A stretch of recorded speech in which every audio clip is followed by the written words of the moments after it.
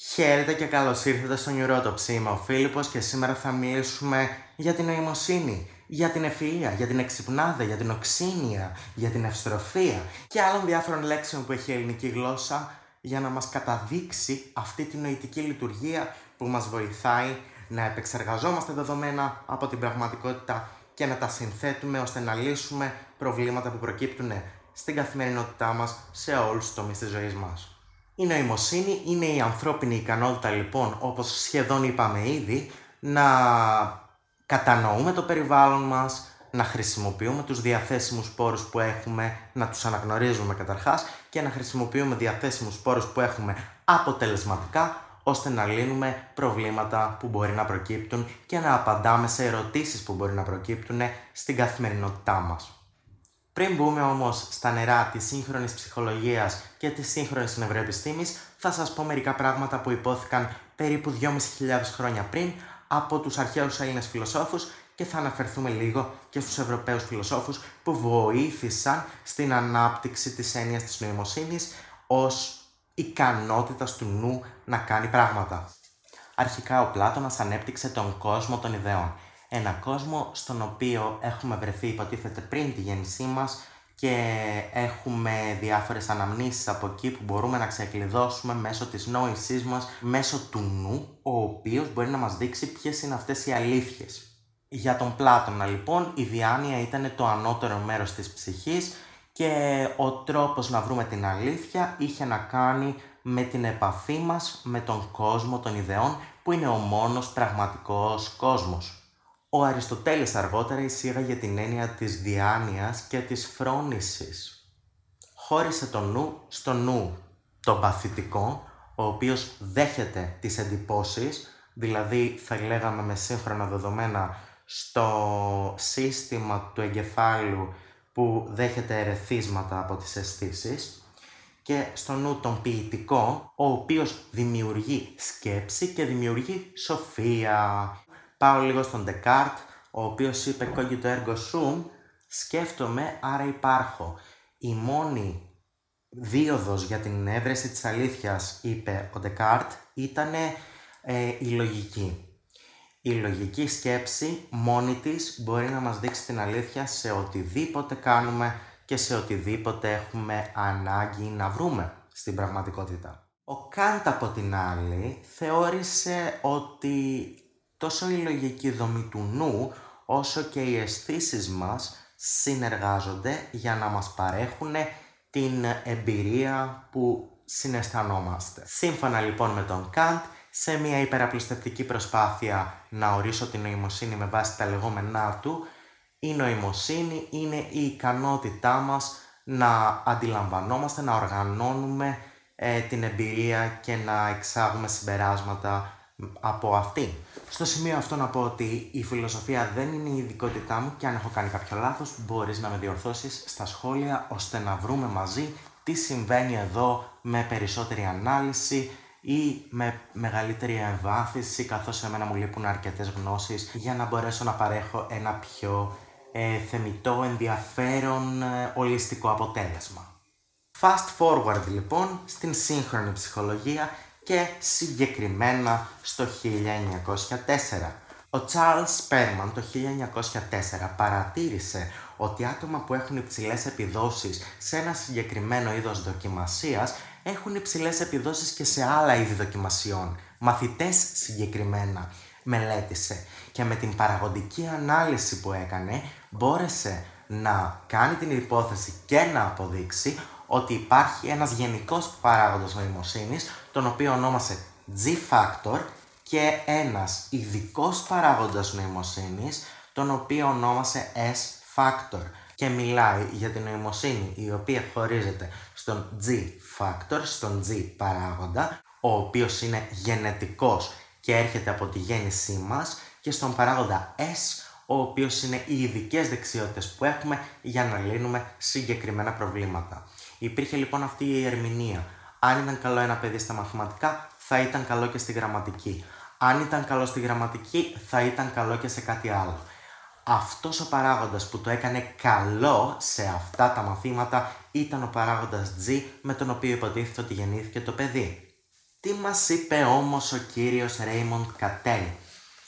Με αφορμή το έργο του Spearman, ο Cattell είπε ότι η νοημοσύνη χωρίζεται σε δύο είδη. Στην GF, που είναι η ρευστή νοημοσύνη, και στην GC, που είναι η αποκρισταλλωμένη νοημοσύνη.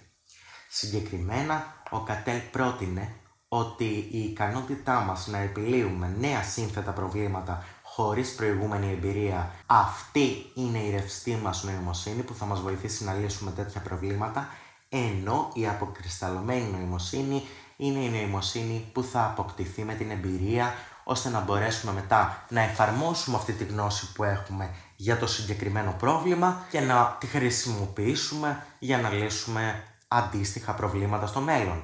Ο Cattell πρότεινε στο βιβλίο του, το οποίο σας παραθέτω ως βιβλιογραφία στα σχόλια, το μοντέλο της επένδυσης. Ότι δηλαδή η ρευστή νοημοσύνη επενδύεται ώστε να φτιάξουμε αποκρισταλλωμένη νοημοσύνη. Επίσης, η ρευστή νοημοσύνη με την οποία υποτίθεται γεννηθήκαμε και δεν αλλάζει, μειώνεται με το χρόνο, ενώ η αποκρισταλλωμένη νοημοσύνη δεν μειώνεται με το χρόνο, συγκεκριμένα αυξάνεται με το χρόνο, καθώς με την εμπειρία μας μαθαίνουμε περισσότερες δεξιότητες. Πάμε τώρα στην πιο έγκυρη θεωρία της νοημοσύνης που εισήγαγαν οι Cattell, Horn και Carroll, η οποία από τα αρχικά τους λέγεται και CHC θεωρία. Αυτοί οι άνθρωποι μας είπαν ότι η νοημοσύνη χωρίζεται σε τρία επίπεδα. Στο γάμα επίπεδο είναι ο παράγοντας G, με τον οποίο γεννήθηκες και δεν μπορείς και να τον επηρεάσεις πάρα πολύ. Το β επίπεδο έχει 10 γενικές ικανότητες, σύμφωνα με αυτό το μοντέλο, και το α επίπεδο έχει 70 ειδικές ικανότητες, όπως η ανάγνωση γραμμάτων, η οτιδήποτε άλλο μπορείς να σκεφτείς, αριθμητικές πράξεις κτλ. Που θέλουν εξειδικευμένη γνώση. Αυτό το μοντέλο υποστηρίζει και είναι συμφωνημένο από το μεγαλύτερο μέρος της ψυχολογικής επιστημονικής κοινότητας ότι ισχύει πως η νοημοσύνη μπορεί να αυξηθεί. Συγκεκριμένα το γάμα επίπεδο που είναι ο παράγοντας G δεν μπορεί να αυξηθεί ιδιαίτερα. Το β επίπεδο που είναι 10 γενικές ικανότητες μπορεί να βελτιωθεί. Με την αποκρισταλλωμένη μας νοημοσύνη πάμε στον Raymond Cattell, και μετά έχουμε και το α επίπεδο με τις 70 ειδικές ικανότητες που μπορούμε φυσικά να αναπτύξουμε στη ζωή μας ώστε να είμαστε πιο λειτουργικοί και πιο εύστοχοι στην επίλυση προβλημάτων και στα πράγματα με τα οποία θέλουμε να ασχοληθούμε γενικότερα. Για να θυμίσουμε λίγο και τι είπαμε στην αρχή, η νοημοσύνη είναι η ανθρώπινη ικανότητα κατανόησης του κόσμου, ορθολογικής σκέψης και αποτελεσματικής χρήσης διαθέσιμων πόρων σε περίπτωση δυσκολίας. Μιλάμε λοιπόν για επίλυση προβλημάτων. Και τώρα έρχεται το μεγαλύτερο ψυχομετρικό εργαλείο της νοημοσύνης από τον David Wessler. Wessler Adult Intelligence Scale, VICE, τα αρχικά, είναι το πιο διαδεδομένο και ευρέως γνωστό τεστ για την νοημοσύνη του ενήλικα. Όχι λοιπόν τα IQ test, αλλά συγκεκριμένα το VICE μετράει τη λεκτική κατανόηση, την αντιληπτική συλλογιστική, τη μνήμη εργασίας και την ταχύτητα επεξεργασίας των πληροφοριών. Τελευταίος που αναφέρω στην θεωρία της νοημοσύνης είναι ο Howard Gardner, ο οποίος το 1983 στο βιβλίο του Frames of Mind, θεωρία πολλαπλής νοημοσύνης, μας είπε για τα 8 είδη νοημοσύνης. Δεν θα τα πω με τη σειρά, αλλά νομίζω τα θυμάμαι. Είναι η γλωσσοεκφραστική νοημοσύνη, η λεκτική μας ικανότητα, η αντίληψη της γλώσσας, το πόσο καλά τη χειριζόμαστε και το πόσο λεπτά τη χειριζόμαστε σε κάθε κατάσταση. Η λογικομαθηματική νοημοσύνη, το IQ το λεγόμενο. Η οπτικοχωρική νοημοσύνη, δηλαδή το πώς μπορούμε μέσα σε έναν χώρο να προσανατολιστούμε εύκολα. Η κιναισθητική νοημοσύνη, που είναι το πόσο καλά και με πόση ακρίβεια κουνάω το σώμα μου και δίνω εντολές στα διάφορα σημεία του σώματός μου να εκτελέσουν δύσκολες κινήσεις. Αυτή η κιναισθητική νοημοσύνη παρατηρείται αυξημένη σε χειρουργούς, σε σολίστ διαφόρων οργάνων, σε αθλητές κτλ. Πέρα από αυτά έχουμε τη μουσική νοημοσύνη, την οποία έχουν αυξημένη οι συνθέτες. Έχουμε την συναισθηματική νοημοσύνη, η οποία χωρίζεται σύμφωνα με τον Γκάρνερ σε ενδοπροσωπική και διαπροσωπική νοημοσύνη. Η ενδοπροσωπική νοημοσύνη είναι η αυτοσυνείδηση, το πόσο καλά ξέρουμε τον εαυτό μας και το πόσο καλά αναγνωρίζουμε τα συναισθήματά μας, τις σκέψεις μας και το τι μας γίνεται γενικότερα. Η διαπροσωπική νοημοσύνη είναι η κοινωνική μας νοημοσύνη, δηλαδή το πώς συναναστρεφόμαστε με τους άλλους, είτε είναι σημαντικοί άλλοι, είτε είναι άγνωστοι, είτε είναι οτιδήποτε. Οπότε η συναισθηματική νοημοσύνη που αναφέρουμε συχνά, σύμφωνα με το μοντέλο του Γκάρντνερ, χωρίζεται σε ενδοπροσωπική και διαπροσωπική. Έχουμε την φυσιογνωμική φυσιοκρατική νοημοσύνη, η οποία έχει να κάνει με την ικανότητά μας να αντιλαμβανόμαστε μικροδιαφορές στα είδη των φυτών, στα είδη των ζώων, των εντόμων κτλ. Όταν είμαστε στη φύση. Τι είναι λοιπόν το IQ? Το IQ είναι μια πάρα πολύ μικρή πτυχή της νοημοσύνης, η οποία δεν συνδέεται απαραίτητα με υψηλή ευφυΐα, συνδέεται μονάχα με την αυξημένη λογικο-μαθηματική μας φύση. Και έτσι δεν μας βοηθά να ευημερήσουμε, δεν μας βοηθά να είμαστε πιο χαρούμενοι. Άτομα με υψηλό IQ είναι πιο ευαίσθητα σε αγχώδεις και καταθλιπτικές διαταραχές, ενώ άτομα με αυξημένη συναισθηματική νοημοσύνη ευημερούν και πετυχαίνουν πολύ καλύτερα στη ζωή τους. Για να βρείτε λοιπόν και εσείς το IQ σας, μπορείτε να απευθυνθείτε σε έναν ειδικό ψυχικής υγείας, είτε ψυχολόγο είτε ψυχίατρο με άδεια εξασκήσεως επαγγέλματος, ώστε να σας κάνει ένα επίσημο τεστ, ή μπορείτε να απευθυνθείτε και στην ελληνική Mensa, η οποία δεν είναι σπόνσορα σε αυτό το βίντεο, αλλά κάνει επίσημα IQ test, τα οποία μπορούν να σας δείξουν σε ποιο ποσοστό βρίσκεστε συγκριτικά με τον πληθυσμό.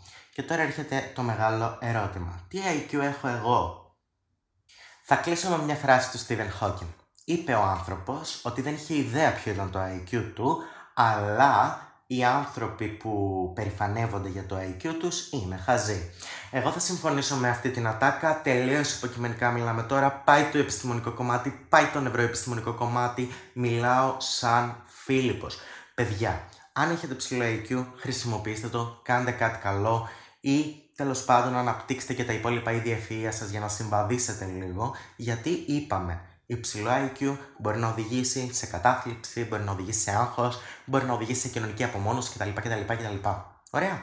Λοιπόν, η συναισθηματική νοημοσύνη μπορεί να αυξηθεί και μπορούμε να κάνουμε εξάσκηση είτε με ψυχοθεραπεία, είτε με βιβλία, είτε με αυτογνωσία, είτε με οτιδήποτε θέλει ο καθένας και του ταιριάζει, ώστε να γίνει πιο ευφυής στη ζωή.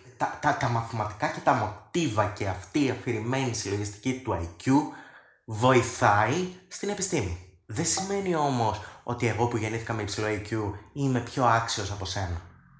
Δεν θέλω να σας πω τι IQ έχω. Πολύ απλά επειδή συμφωνώ με τον Stephen Hawking. Ξέρω τι IQ έχω, αλλά δεν υπάρχει περίπτωση να ζητήσω την προσοχή σας μέσα από αυτή την προκατάληψη που υπάρχει στην ελληνική κοινωνία, ότι έχει υψηλό IQ, άρα αξίζει, άρα είναι έξυπνος. Όχι, δεν είμαι έξυπνος για αυτό το λόγο.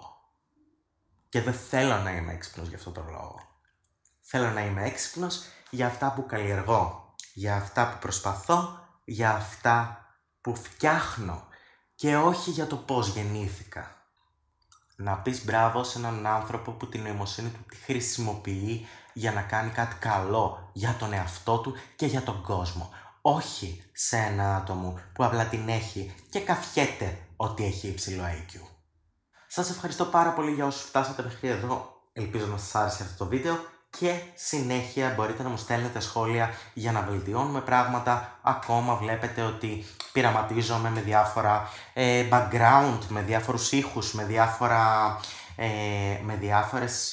διάφορα μίκη βίντεο. Και μέχρι να βελτιστοποιήσουμε το αποτέλεσμα θα ήθελα να σχολιάσετε από κάτω τι σας άρεσε, τι δεν σας άρεσε, ωραία κατανοητά, για να καταλάβω και εγώ αν είμαι βαρετός, αν πλατιάζω, αν τα λέω πάρα πολύ γρήγορα, τι γίνεται και τι μπορεί να βελτιωθεί στο μέλλον κτλ. Οπότε κάντε like, κάντε dislike, πείτε μου γιατί κάνατε dislike, σπάστε το βίντεο, κάψτε το βίντεο, ανατινάξτε το βίντεο και μέχρι την επόμενη φορά να είστε καλά, να έχετε μια όμορφη και δημιουργική συνέχεια.